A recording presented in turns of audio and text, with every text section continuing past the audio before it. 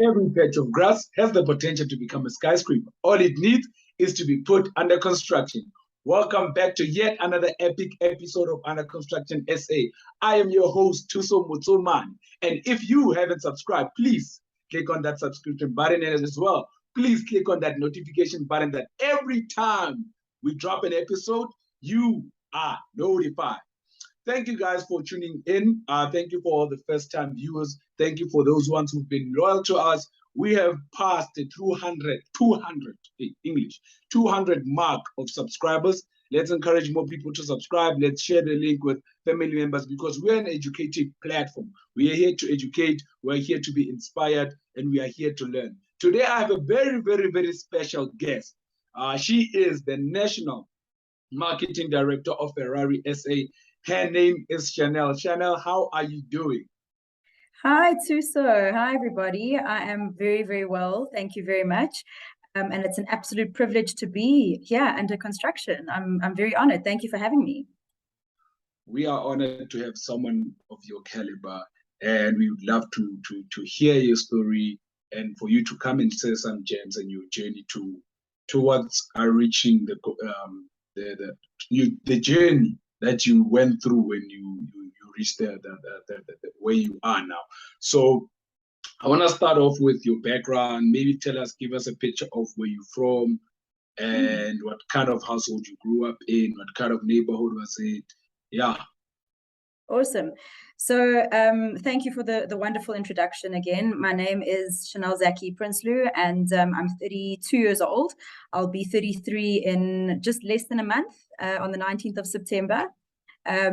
I grew up in a family of Lebanese descent. So my family is originally from Lebanon. Although my mom and dad were both born, my dad was born in South Africa, my mom was born in Lebanon. They moved across here many, many years ago. And yeah, I've been South African born and bred. I grew up in a little town called Edenvale on the East Rand. And yeah, I went to Sandringham High School for my senior years.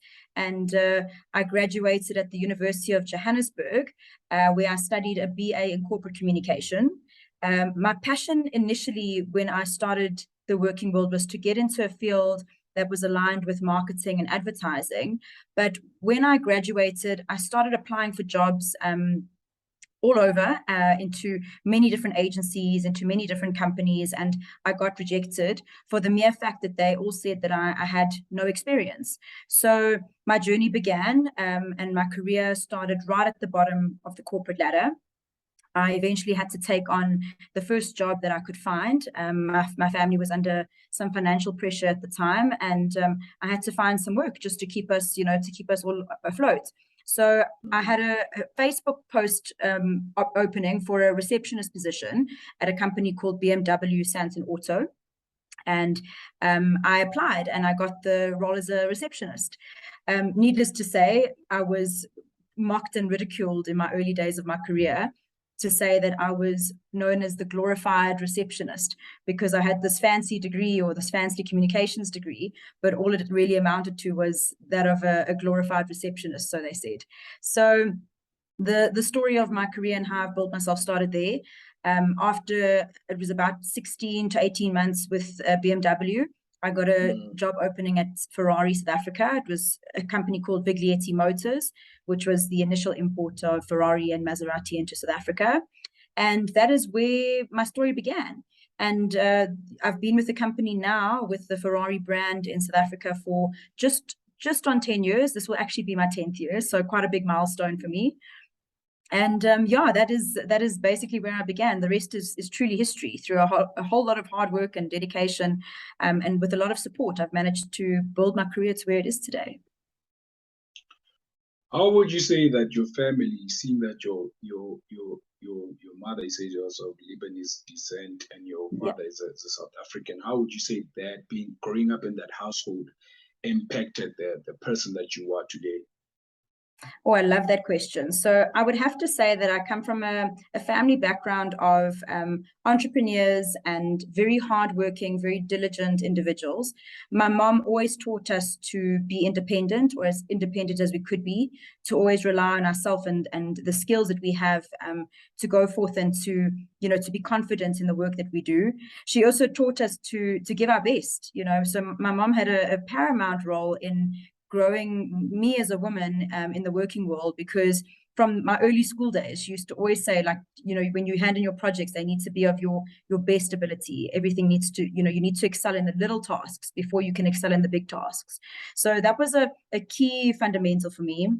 My dad and my grandparents are all, they all had their own businesses, and they worked very hard for to support their families. So a lot of that passion and that drive and ambition that I have is to follow in their footsteps, and to also be, to become a woman that is able to support my family one day, and to support those around me, but also to empower those that I happen to cross paths with. Oh, that's an amazing story. It's just that you went ahead and spoke about a whole lot of stuff. I won't lie, that I was gonna ask. It's like the interview ended in the first part. But I love the fact that you come from an entrepreneurial background, and that has shaped the person that you are today. I'd love to ask you then, what would you say drew you to the marketing field? What's maybe your earliest memory of you being drawn to the marketing field? I think for me, what drew me the most to the marketing space is the ability to combine creativity with rational and strategic thinking. I think that was for me the best part of understanding the marketing world, where you allow yourself to be a creative, but you also want to weigh out your pros and cons and the return on investment within each sphere of the marketing department. I love the fact that marketing is also the center of a business. As a marketer and a digital marketer, you are the core of many different functions in the business. So if we look at ourselves as a center, we can learn a lot about the communication and the integration of various departments, and seeing the business succeed when we have a full understanding of the holistic business model, not just of one department standing independently. I like to think of marketing as the centerpiece, and everything is connected through that. And the communication and the alignment of our projects need to be integrated within that. So, since you're speaking about creativity, would you say you are a creative? I definitely would say I'm a creative. I thoroughly enjoy any outlets that I can express my creativity in. When I was in high school, I actually took art as one of my subjects. So I thoroughly enjoy being creative physically, but also I like to think out the box. I really do like to think differently. My boss often jokes, and he thinks that I'm drinking at work because I come up with some crazy ideas. But sometimes the crazy ideas are the ones that really set you apart from the rest. It's those creative platforms that really do allow you to express your love and to do things in a very different way. And different is good. I always encourage people to never fear to be silly or creative with your marketing, because sometimes the best ideas are the ones that come as jokes. And that's actually a quote from a gentleman by the name of David Ogilvy, who says, some of the best ideas come as jokes, and it's very true. You should never shun somebody for a crazy idea, because you never know what that's going to manifest into. Wow, it's amazing, man. Why would you say, because you speak about being different, right? Why would you say it's important to be different and to be unique in terms of, because you speak of creativity in terms of marketing? I think it's very important to be different, because as anybody knows, there's a lot of competition in any environment. We've got to look for ways where we can set a competitive advantage for ourselves.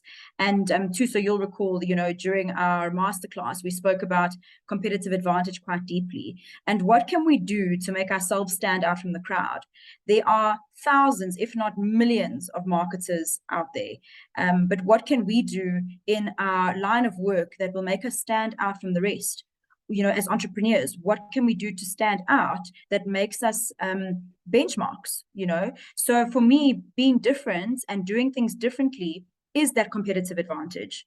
And whether that comes from contribution or a crazy idea or challenging the status quo, we need to constantly look at new ways to do things. And that for me is purely about building a reputation that allows you to stand out from the rest.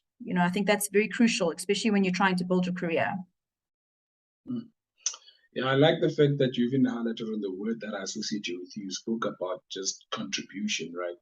And for me, I associate you with the words contribution, empowerment, those are an inspiration, right? Why would you say those words are really important to you? Because I've been in a masterclass before. Those, like you said, I say this because I know it. So I associate you with those words. So why are those words really important for you? I am so truly, truly humbled by the fact that those are the words that you can resonate with, and those are the words that you associate me with, because that's truly everything that I've worked so hard to try and try and achieve. Because as I said, when I was younger, I started out as a receptionist. I was turned down many times in my job because I had no experience and no one was willing to show me the way or show me what the right platform was to get onto or what steps to take. And during my career, even when I started at Ferrari and Maserati, I lacked mentorship and I lacked guidance. I had nobody to train me and to show me what the right processes were, what I should be doing, what I should be saying, how I should be addressing certain issues. I had to basically just learn from the ground as to how to manage situations and manage this marketing department. So, I've had great support systems, yes, through my managers and through my bosses, but no one coached me one-on-one. And when I introduced the internship program here at the company, I realized that there was a huge value for empowering and mentoring young people who were in the same position as I was and wanting to, get their foot in a door. But how can you do that when everybody's looking for experience? They want 3 to 5 years experience in a company before they look at employing you. So, my contribution over there and my way to try and make an impact was to try and change the lives of, and unfortunately, it's not thousands at this point in time. Maybe one day it will be. But at this point in time, it was just to change the lives of a handful of people that we could give the opportunity to grow from the brand and learn about it from an operational level and give them the experience that they need on their resume to go out and make it in the big world. So we've seen a lot of success stories in the internship program that I launched in 2017. And it's a cause that's very close to my heart. Some people don't know that about me, but it was something that, as I said, speaks true to my core, because that's what I'm most passionate about. And that is empowering people, but helping people at the end of the day. I don't believe that God has placed us on this earth to come into work and do our jobs and leave, this earth not trying to make an impact. That is the little part in society that I feel that I can help and I can at least assist with. You speak, and that's why we have you here. You speak to what we're trying to do as Under Construction SA. I believe in empowerment. I believe in inspiration and being a contributor, because I believe that my life has to be lived on purpose. That's why we exist, and that's why we're having you here today, because a lot of, including myself, I think I resonate with your journey in terms of when you say you had no mentors, you had no one and stuff like that. So I said, what I don't have, and specifically when I look at kids from disadvantaged areas in terms of the rural areas and stuff, and the township, which I would really love to take such conversation to the ground there and shoot this on there, because it's all about helping, because you spoke even about the unemployment rate that's in South Africa, and how there's a huge gap. And I think most of the time it's because we don't have information and we don't have enough entrepreneurs, right? Since you even spoke about entrepreneurship in the beginning, how you come from an entrepreneurship background. But what would you say to someone who is in a moment where you were a couple of years ago, where everyone is saying experience, they are being turned down, they're discouraged right now, they're looking for a job, maybe even it's an entrepreneur, it seems like my idea is not working, I'm a creative, it seems like I'm not getting gigs, I'm looking for a job. What would you say to that person right now that's going through what you went through at that time? I think the best advice I could give my younger self, having, experienced what you've just mentioned, would be to be consistent and to persevere, because often your breakthroughs come right at the end. Just when you think it couldn't get any worse than this, that's when your breakthrough happens. Initially, when I applied for the job at Ferrari, they actually turned me down because I didn't have enough experience. And then through a lot of faith and a lot of prayer and a lot of persistence, they actually called me back and they said that, look, we've reviewed your CV and we'd like you to join the company. So your breaking point can happen at any point in time. And often, even within my career here at Ferrari, there's been turning points where I've wanted to, throw in the towel and say, we done. It's exhausting. I feel like I'm challenged in too many ways. Maybe I felt that I had ended my time in this company, but persistence and consistency will take you to the end. And that's the best advice I can give young individuals is, don't be fearful that you're young and that you've got no experience. You need to be confident, knowing the value you can add in any organization, but also be positive and stay hopeful that the right opening will come at the right time. I have no doubt that it takes a lot of challenge. It takes a lot of hard work to get there. Sometimes we might need to try for longer than we want to, but again, this is all part of the journey at the end of the day. We learn in times of waiting how to be patient and how to use our time wisely while we're waiting for an opening. So again, I would not be narrow-minded. Don't think that the job that you're applying for is the be-all and end-all. There might be other avenues that you need to explore and you need to express. I would do a lot of assessing internally to say that if this job opportunity didn't fall through, or I'm applying for a job that I didn't get asked to join, then maybe look at other avenues. Maybe entrepreneurship is your calling. Maybe assisting people is your calling. Maybe opening up a digital e-commerce store is your calling. There are so many avenues for young individuals nowadays that what we set our minds to is not always what's destined for us. So just be open-minded and be consistent and stay positive. It will come together. I like what you said, that consistency and perseverance will take you to the end. And I think a lot of people should be consistent and persistent, like you said. And it also speaks to me, and I hope a lot of people will know that they need to be consistent, guys. Let's be consistent. Let's push. But I want to ask you, and I love your honesty, because a lot of people are not honest. You think people who are, and for lack of a better word, I don't know how you're gonna feel, who are hot shots or who are at the pinnacle of whatever they're doing, don't have challenges.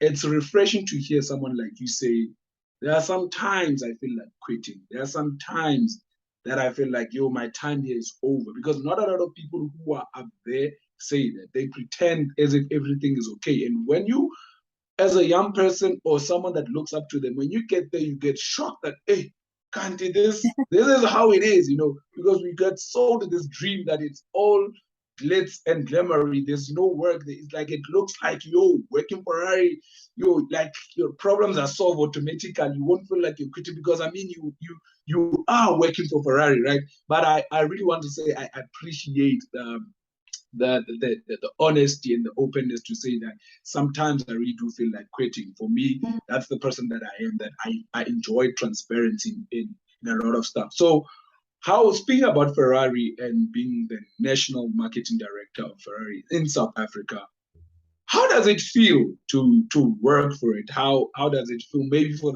Maybe tell me about your experience from the first day, or when you found out, I'm going to be working from, sort of for saying because it's a hip hop thing to say.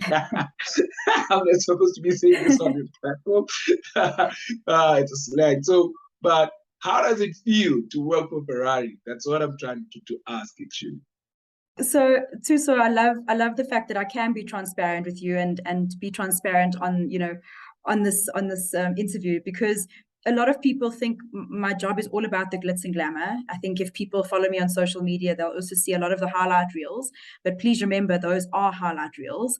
I've often, through by sharing my story, I've often tried to be very clear that no job is as glamorous as what it seems. You know, even the likes of a marketer at Ferrari, you know, we don't drive Ferraris all day, and we don't sit and watch the Formula One around the clock, and we don't attend cocktail functions and get dressed up. There's a lot of hard work and groundwork that goes on behind the background. There's a lot of systems and processes and strategies that need to be managed. Excel and PowerPoint are my two besties. They literally, you know, I deal with them for hours on a daily basis. You know, we often office bound. Yes, we do. We are privileged to travel a lot with the brand, but we are very much office bound. So, you know, sometimes the monotony of an office job can also kick in. So, you know, I would say that the best part of my brand is, and working with the Ferrari brand, is that I've been challenged constantly over 10 years.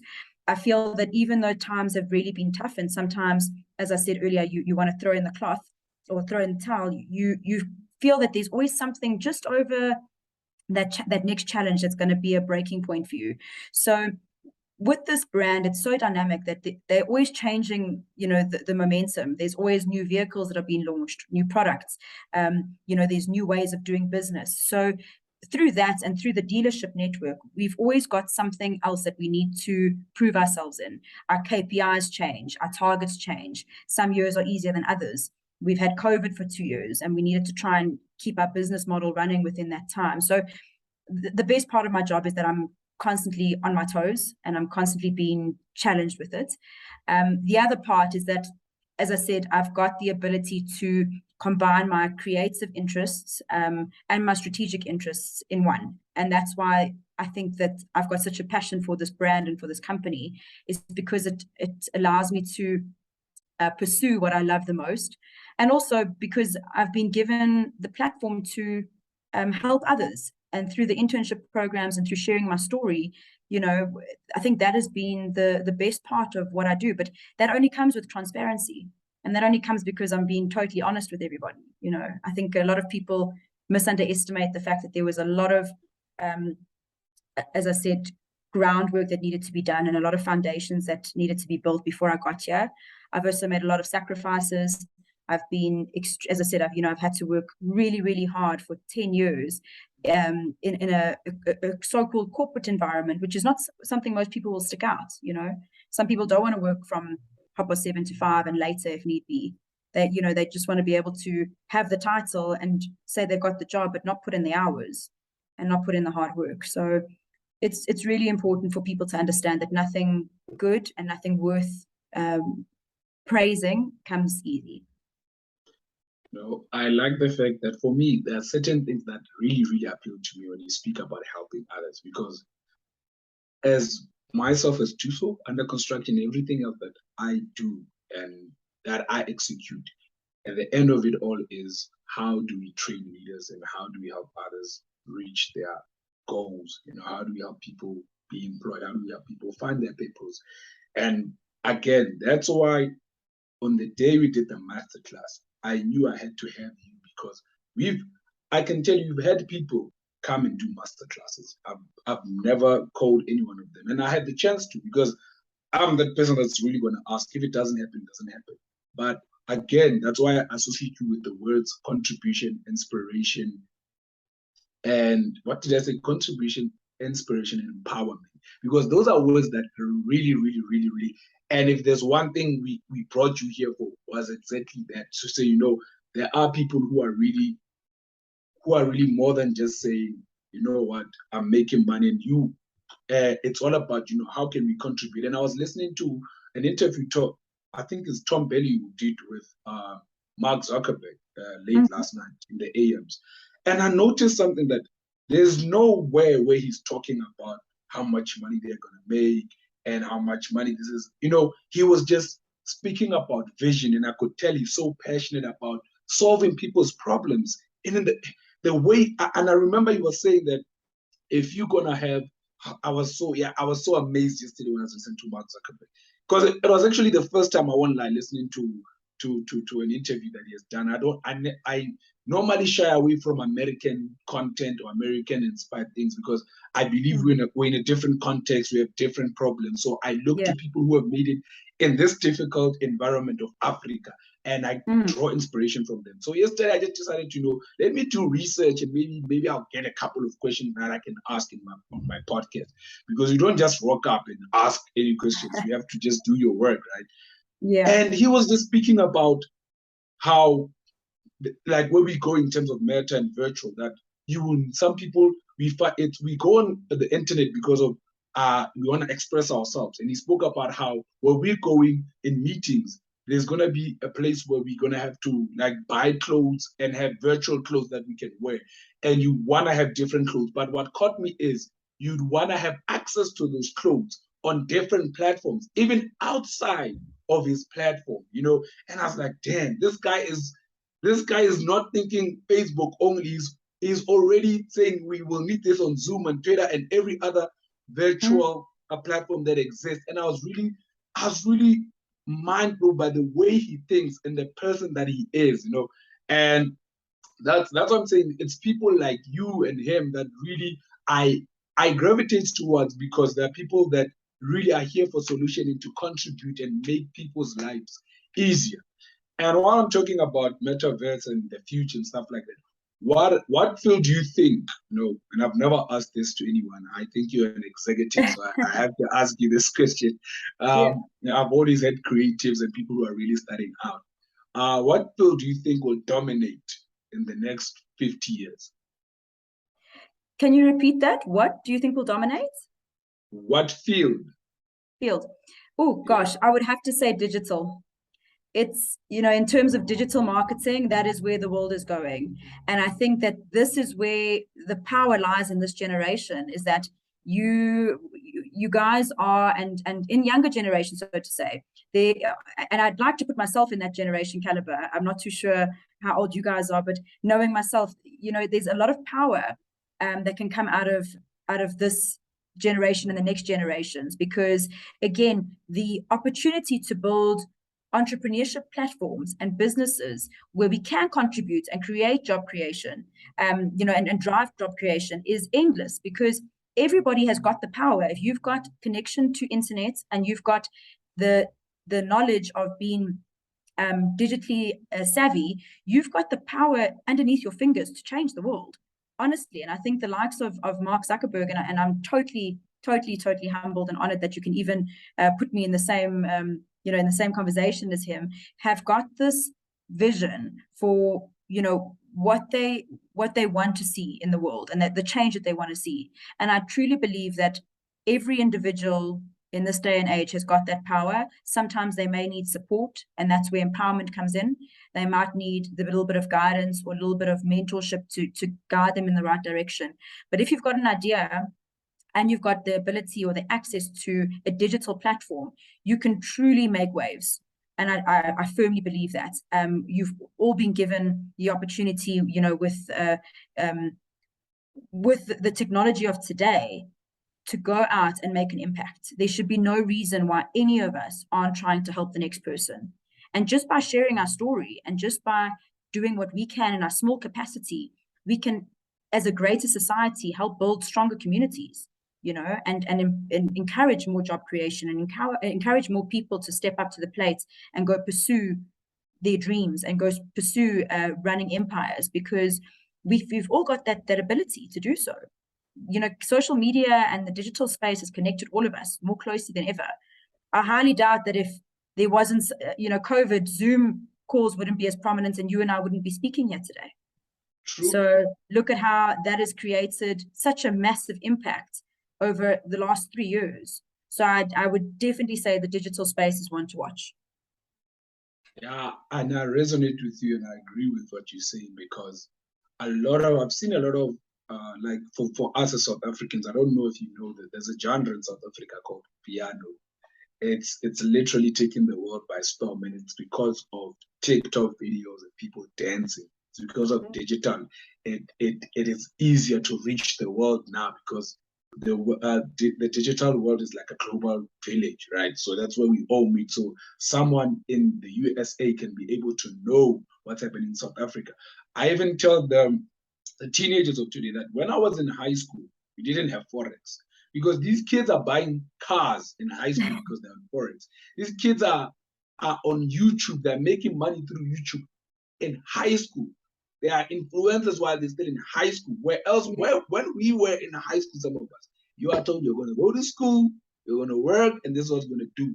So there was no alternatives. Like the internet was not this prominent like it is right now. And I can see that you're going to have a lot of young millionaires because of what's happening with the digital world. And I think I do concur and agree with what you say in terms of what digital is the next big thing. And it's going to be here for a while. So I want to ask you that in your career or in business or even in life, depending on which one you'd like to answer, what have you found matters the most? Well, for me, being a Catholic individual and a follower of Christ, I would have to say my faith, before anything.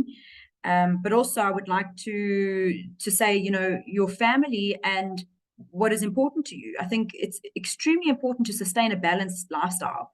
Very often we get consumed in trying to pursue our professional dreams and our professional pursuits that we sometimes neglect what's actually important and the bigger picture at the end of the day. So for me, I try and invest in a lot of time in making sure that there's a balance between how much time I put in at work and my personal and professional pursuits as I do with my personal time and my family time. I really do believe that you need to find a balance between the two. So one can't thrive more than the other, because then you're going to be, one is always going to feel like it's neglected at the end of the day. I do believe in doing our part outside of our professional environment. So I get involved with a lot of charity and events through our church. It's important to keep you grounded. It's important to ensure that you're not just focusing on the bigger picture, which I suppose is finding businesses that are going to keep us, or managing businesses that are going to keep us successful in the long run. I think it's really just to be grounded and to ensure that we know at all times what is most important, and that is, as I said, fulfilling God's purpose and making sure that our families and the ones that we love are looked after and that we've made an impact in their lives as well. Fulfilling God's purpose and as well taking care of our families. I think those are great things. I concur with you because I'm in the faith. Everyone probably knows. I don't want to talk about it. It will seem as if I talk about it every time. But people who hear that, watch this, they would know that I'm a Christian, right? But moving right along, I would love to ask you that about what have you, the last 10 years, changed your mind about that you thought was right? Wow, that's an interesting question. I think as a woman in a male-dominant industry, I think I've changed my mind about the fact that women don't need to be, how do I say, they don't need to be timid and they don't need to be submissive. They can, in a very respectful way, be confident and express their viewpoints. And they can do and fulfill the roles that their male counterparts can. So I would change my mindset about that, because coming in, I think you're always a little bit intimidated, and you're somewhat, conservative in the way that you address situations. But I would say that you can find a balance between becoming a kind person and a strong leader at the end of the day. Whereas before, I think I would have maybe shunned at the thought of trying to, criticize anybody or complain about processes being done wrong or ridicule anyone. But now you can do it in a kind way that is actually beneficial to your business role, to your professional role. So yeah, I would definitely change that. You spoke about how it's a male-dominated world, and I want to ask that, is there anything, and I haven't asked this in a long while, I normally would when women come, and you made me realize that, this is a question that I love asking women, that you know and you've experienced stuff where you are, right, as a woman, or throughout your career. What are some of the stuff that have challenged you, what are some of the things that you're doing to make sure that the woman that comes after you doesn't face the same challenges? Because we are all about solutions, I guess. So yeah. Exactly. So again, you know, empowerment is a close cause to me. I am very passionate about empowering the youth, but also the, you know, women in this of this day and age and in this generation. And the way I would do that is to, you know, ensure that they feel confident enough to voice their opinions. I don't believe that anybody has a bad idea or a bad suggestion.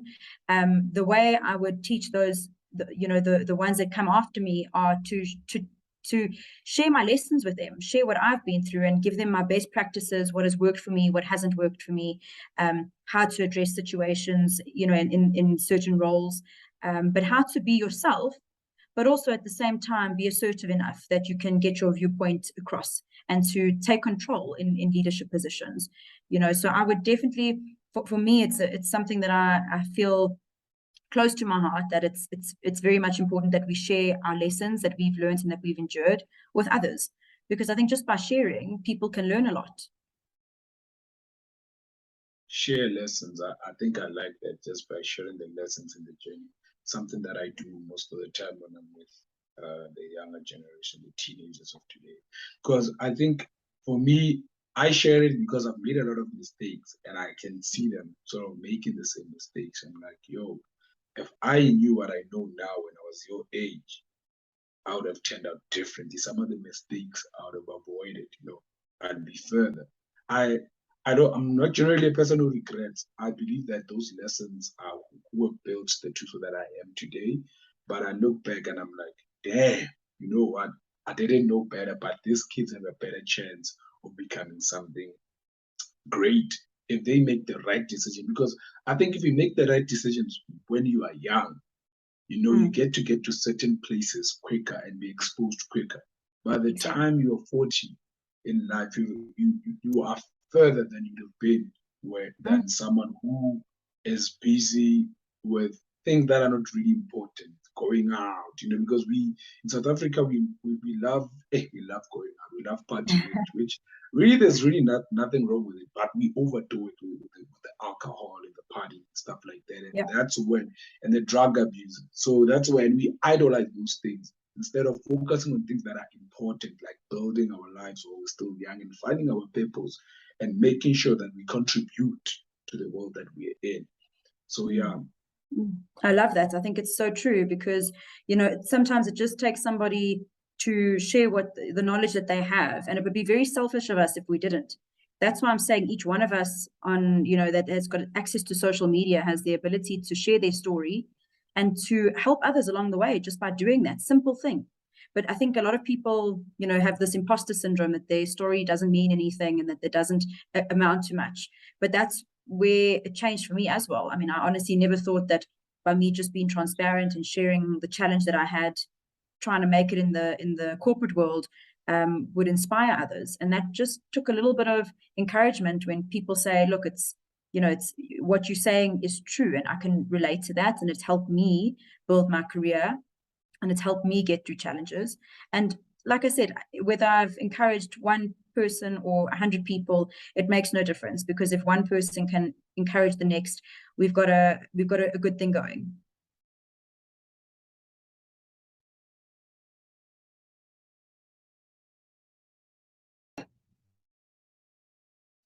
Speaking about influence and influencing the younger generation, which past or present figure has influenced the person that you are?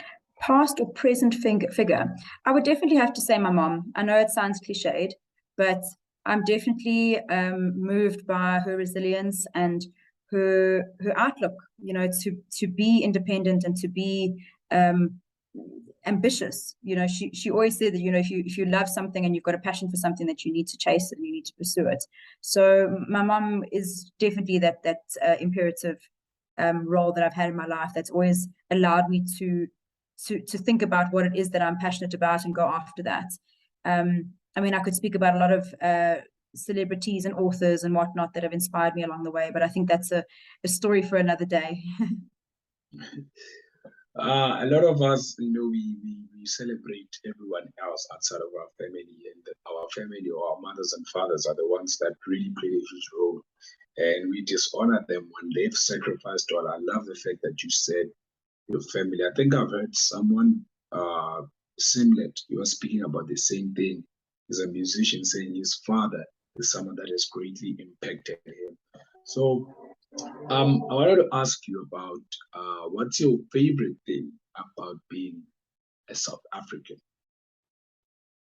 Oh, I love this question. So, again, you spoke about not necessarily being too in tune with what's going on in the US, because I think as South Africans, we've got such a unique culture and such a unique lifestyle here that, we each inspired by the diversity of our country. And I'm moved by the fact that, it's not one size fits all here. There are a lot of different cultures and different communities and different challenges that we face as South Africans, but all of those make us more resilient, and I wouldn't change that for the world. My favorite part of being a South African is knowing that we've got some of the most rich cultures and history that we can learn from, and we can use that to inspire and empower others. We've been very fortunate that we've got communities that work well together and businesses that thrive in an economy in Africa. So we've been given an amazing platform, and what we do with that is really up to us at the end of the day. So we've been given wonderful resources, wonderful communities, wonderful people to work and to collaborate with. It's truly in our hands at the end of the day how we want to make that succeed in our own ability. I love it. The diversity. I think that's all what we enjoy, the rich culture, that we have different cultures in South Africa. And Mandela calls it a rainbow nation. Exactly. What kind of African, as a marketer or as a person, what kind of Africa do you envision? What kind of Africa do you see? One that is, I love that. I envision one that has gracefully overcome the challenges that we're facing currently. I believe in an Africa that is thriving with an abundance of job opportunities and an abundance of success for those that go after it, but also an abundance of peace. I think that it's as a diverse continent and a diverse nation that we live in harmony with each other, and we learn to embrace each other in the best way possible. So I think that for me would be my ideal. Wow, that's amazing. I don't want to add to that. You've heard the lady. This is the final part of Under Construction SA. Well, okay, the question before the last question. This is the one that I love. A lot of people shy away, a lot of people get shocked. If you had a song to describe where you are right now, if you were to describe if you describe where you are right now, using a song. Wow. What song would it be? Wow. And please sing the chorus for us. No. I knew there's an erection every time. Oh my goodness me, you've really put me on the spot. Oh my word. What could my life, it's something to summarize my life be? Gosh, you guys are going to have to give me some clues. I don't know. I'm actually at a loss for words. I've never been at a loss for anything before. I'm going to go check my playlist. If you give me 2 minutes, let me see what songs I've been listening to lately. And I'm going to tell you right now. You're not the first one. A lot of people get challenged. I don't know why is it so hard? Just because maybe I don't know. Yeah, I think that's because I never really put my life as on the same page as what I'm feeling or what I'm relating to. But there's oh my gosh, my husband will know the song. There's a song, and I don't know the artist. It's called Red Burgundy Shoes. I don't know what the artist's name is. I'm going to just Google it quickly. And I sang this the other day, and I said to my husband, I just truly love this song. I just want to call it lyrics. Let's see here. No, not coming up. I'm going to sing the song for us. You can just give us a young chorus. And I don't know why I bought those red burgundy shoes. I've got to find the chorus to get into it. It's absolutely brilliant. It's a South African artist as well. And for the life of me, I can't remember her name. But I'll come back to you, and then we'll put a hyperlink. And I'll have to do a Okay, no separate insert where I sing it. No problem. Finally, what is your message to the young people of South Africa? So my message to all of those listening is to take heart and trust the process.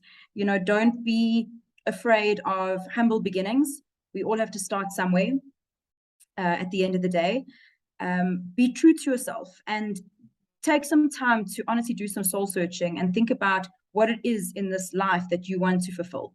You know, find your purpose and don't delay to act on that. Find your purpose and don't delay to act on that. Channelle Zackey-Prinsloo, we want to say thank you. What a privilege and an honor for us to have someone of your caliber on our platform. Thank you for coming out and giving us a bit of your time in your busy schedule. And we want to say for those who are tuning in every Sunday, 5 p.m. on YouTube, catch us. We are Under Construction SA. And you've heard the lady speak about her inspirational story. I hope you're taking something out of that page where she put her degree down and became what they called a glorified receptionist to now being at the top of Ferrari South Africa. This has been Under Construction SA. My name is Thuso, and we are out.